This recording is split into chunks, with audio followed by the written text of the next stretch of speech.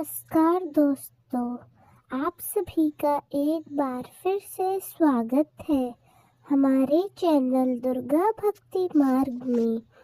आज मैं आप सभी को सुनाऊंगी माघ माह कथा अध्याय 9। इससे पहले कि अध्याय में आपने सुना कि किस प्रकार मुनि ने पिशाच को सुमार्ग बतलाया कि माघ माह में प्रयाग में जाकर स्नान करने से तुम्हें पिशाच योनि से मुक्ति मिल जाएगी। पिशाच ने मुनि के कहे अनुसार प्रयाग में स्नान किया, जिससे उससे प्रेत योनि से मुक्ति मिल गई। तब मुनि कहते हैं कि अब तुमसे गंगा यमुना के संगम का वर्णन करता हूँ, जिसके जल की एक बूंद के स्पर्श से केरल देश का ब्राह्मण भी मुक्त हो गया था। तब ऋषि के ऐसे वचन सुनकर वह प्रेत अपने मन में महान शांति का अनुभव करने लगा, मानो उसके सभी दुख दूर हो गए।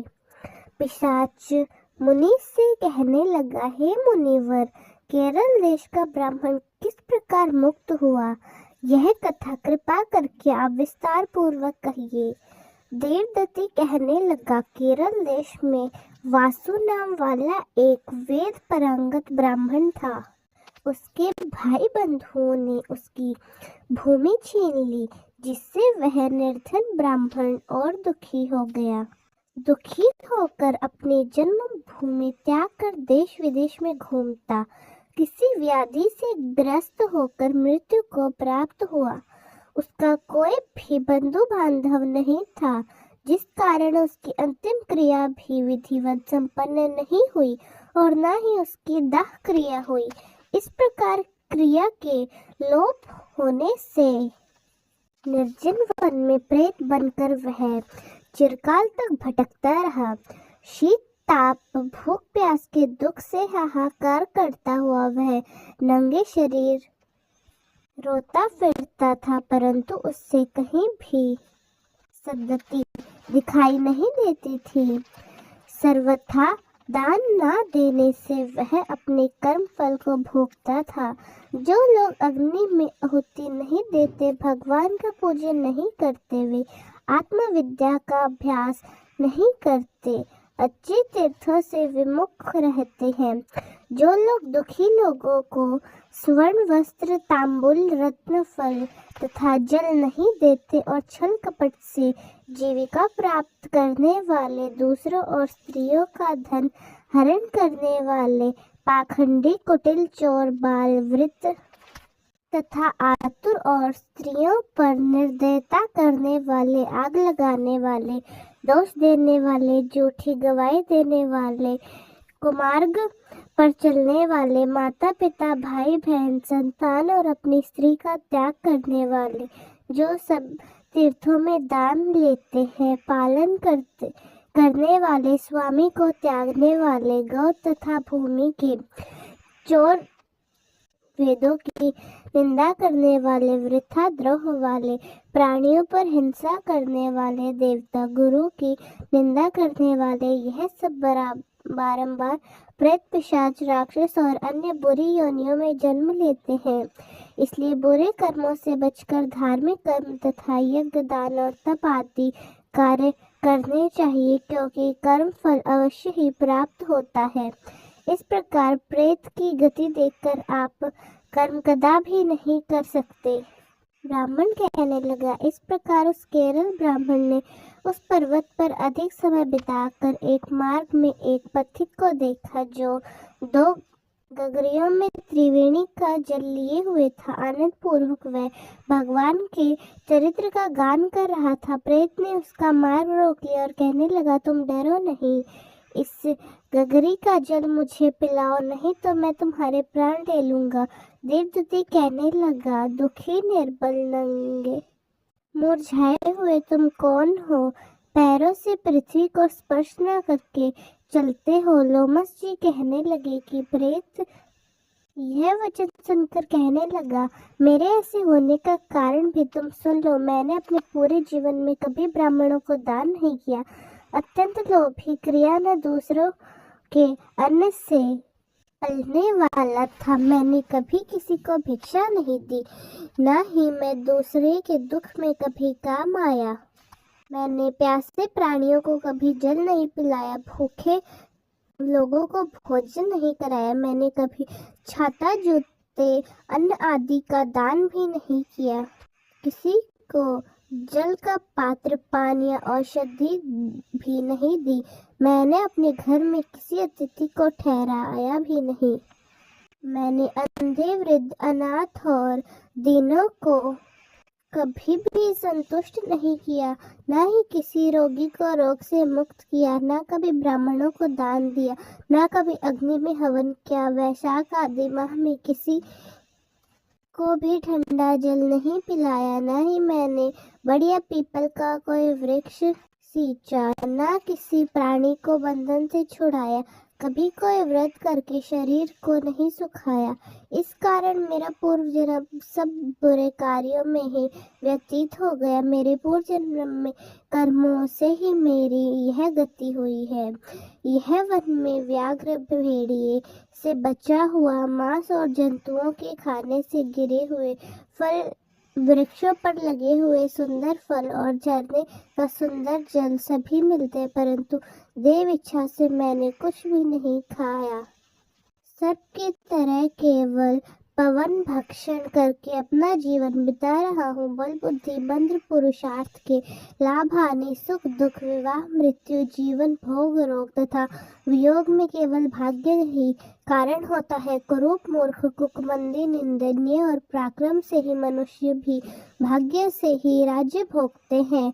काने, लूले, लंगड़े, नीतिहीन, निर्गुण, नपुंसक भाग्य से राज्य प्राप्त करते हैं। पर्वत भी बलवान राक्षस, पिशाच रहते हैं, जिनमें से कभी कोई नहीं वन में फिरते हुए अपने कर्म के अनुसार जल अन्न प्राप्त कर लेते हैं, परंतु आपको उनका भय नहीं होना चाहिए, क्योंकि धार्मिकता पुरुषों की उनकी पवित्रता ही रक्षा करती है। और यह पिशाच तो आप जैसे भक्त की तरफ आंख उठाकर भी नहीं देख सकते। जो नारायण भगवान की भक्ति से पवित्र हो जाता है, उसको भूत, प्रेत, पिशाच, राक्षस, पूतना कोई बाधा नहीं दे सकते। भूत, बेताल, पिशाच, गंधर्व, कानन, शाकिनी ग्रह, रेवती, यज्ञ, मात्र ग्रह, भयंकर ग्रह, कृत्या, सर्प, कुष्मांड और दूसरे दुष्ट जंतु पवित्र वैष्णव की तरफ देख भी नहीं सकते। जिसकी जीवा पर गोविंदा का नाम हृदय में वेद तथा श्रुति विद्यमान है और जो पवित्र दानी है, उसको कभी भय नहीं हो सकता। हे ब्राह्मण, इस प्रकार कर्मों का फल भोगता हुआ मैं यहाँ पर रहता हूँ, ऐसा सोचकर मैं शोक नहीं करता। एक वृत्तांत तुमसे बताता हूँ, ध्यान से सुनिए। एक बार ज्वालिनी नदी के किनारे पर मैं गया हुआ था। वहां पर घूमते हुए मैंने सारस के वचनों को सुना।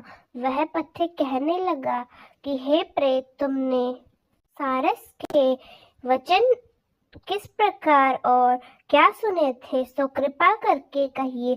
तब वह प्रेत कहने लगा कि इस वन में कोहरा नाम की नदी पर पर्वत से निकलती है। मैं घूमता घूमता उस नदी के किनारे जा पहुंचा और थकावट दूर करने के लिए कुछ क्षण वहां पर ठहर गया। उसी समय लाल मुख और तीखे दांतों वाला एक बड़ा बंदर वृक्ष से उतरकर नदी पर आया, जहां पर एक समय एक सारस सोया हुआ था। उस चंचल बंदर ने कई पक्षियों को देखकर उस सोए हुए सारस को दृढ़ता से, बड़ी मजबूती से पैरों से पकड़ लिया। कहीं चंचल बंदर हमें न पकड़ ले, ये सोचकर बाकी पक्षी वहां से उड़ गए। लेकिन क्योंकि बंदर ने उस सारस के पैरों को पकड़ा हुआ था, जिस कारण सारस वहां से उड़ नहीं पाया। सोए हुए सारस की जब नींद खुली, तब उसने अपने सामने एक चंचल से बंदर को देखा। उसे देखकर वह भयभीत हो गया, कहीं ये बंदर मुझे नुकसान न पहुंचा दे।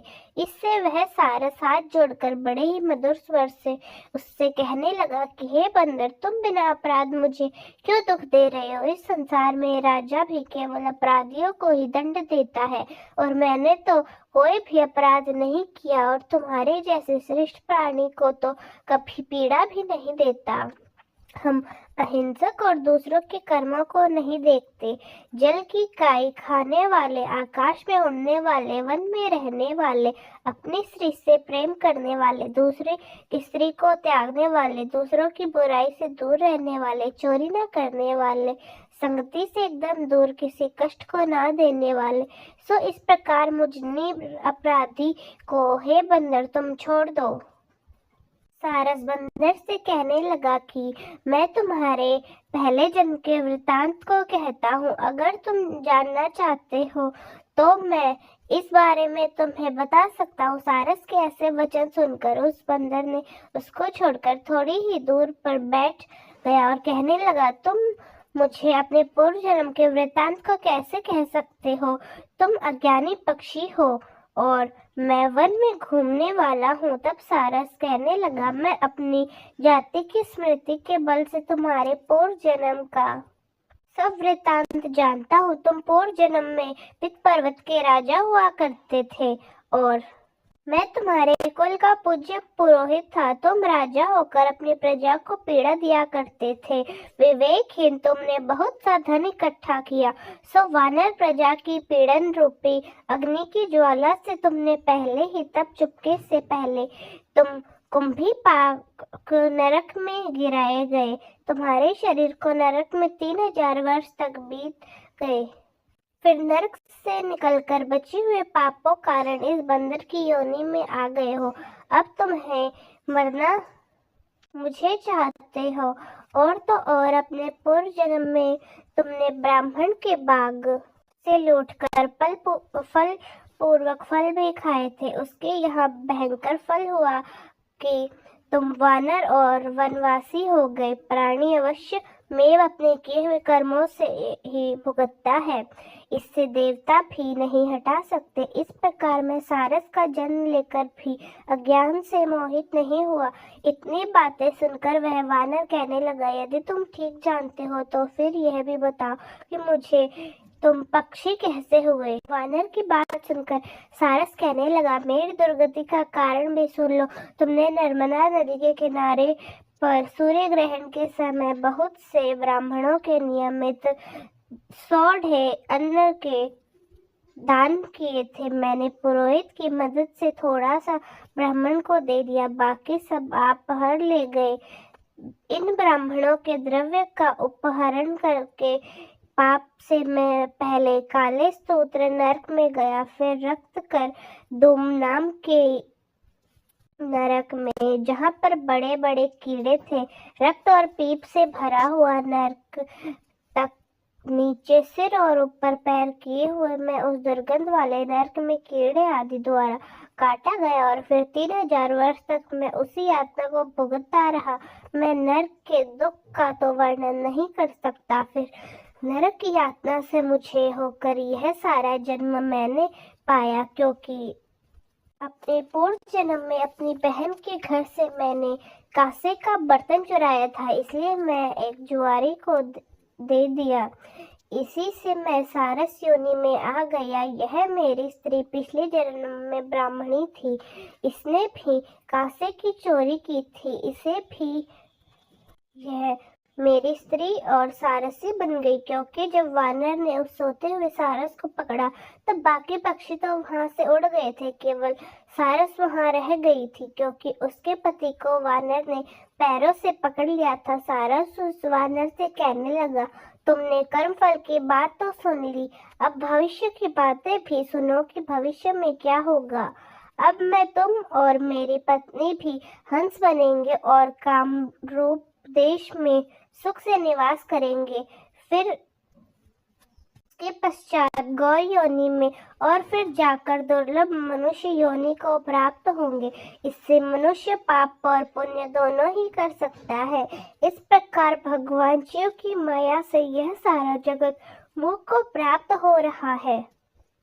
इस प्रकार न केवल हम बल्कि संसार के सभी जीव प्रगति मार्ग में फंसकर ही अच्छे और बुरे कर्म किया करते हैं और उन्हीं का फल भोगते हैं। इसलिए सभी प्राणियों को धर्म का सेवन करना चाहिए, कर्म का पालन करना चाहिए। देव असुर मनुष्य, व्याघ्र, कीड़े मकोड़े सभी से कंटक रूपी मार्ग नहीं छूट पाता। केवल वेदांत जानने वाले योगी ही इस मार्ग से बच सकते हैं।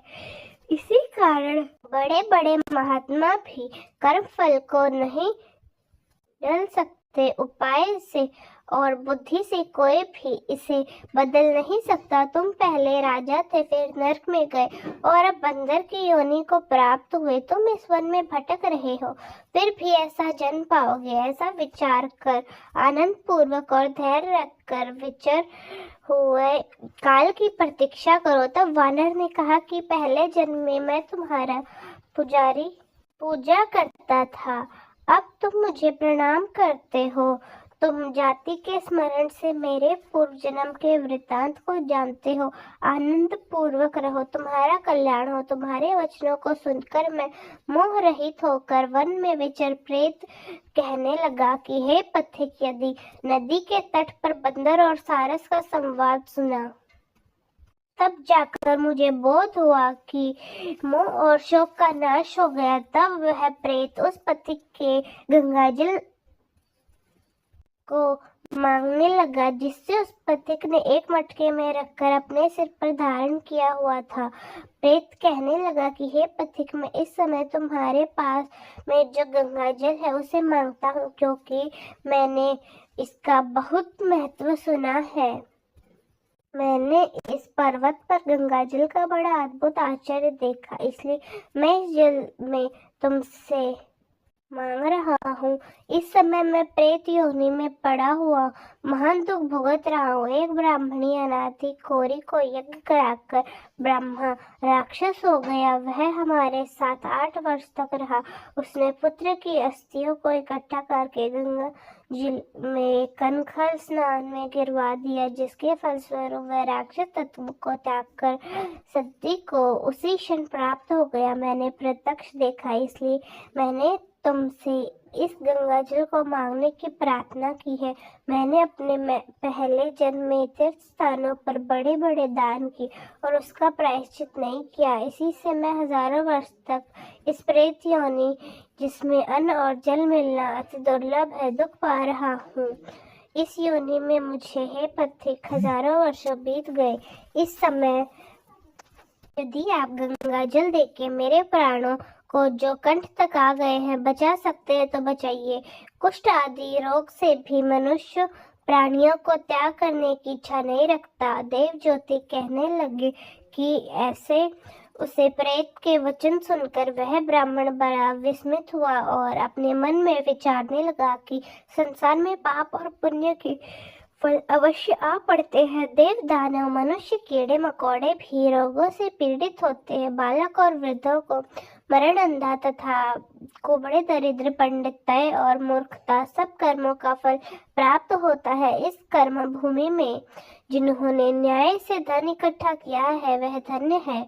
यह सुनकर वह प्रेत गदगद वाणी में कहने लगा कि हे पथिक, मैं जानता हूँ कि आप सर्वज्ञ हैं। आप कृपा कर मुझे जीवन का आधार यह जल इस प्रकार दो जैसे मेघ चातक को देता है।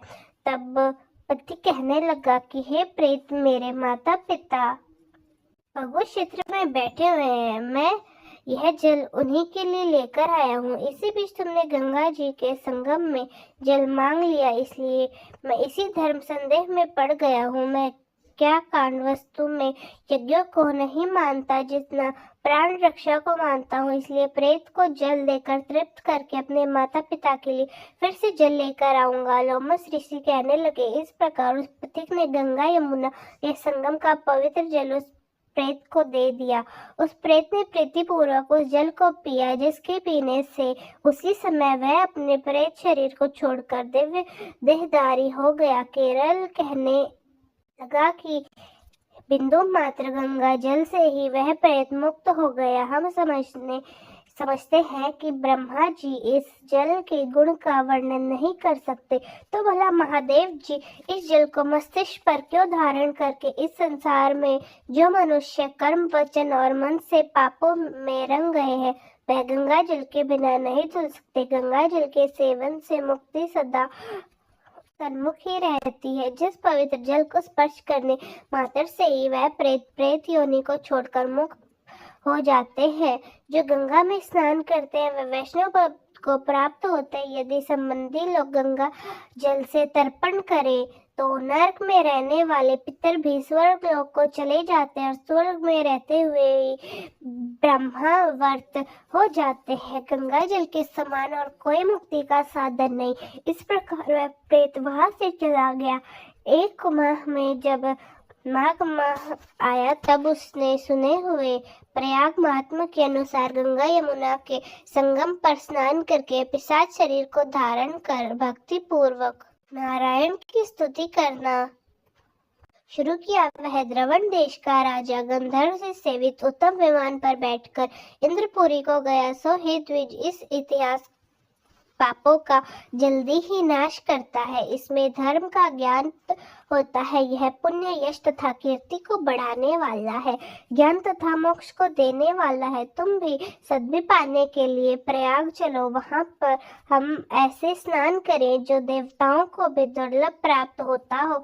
वहां पर श्राप से पैदा हुआ पिशाचपन सब कुछ नाश हो जाता है।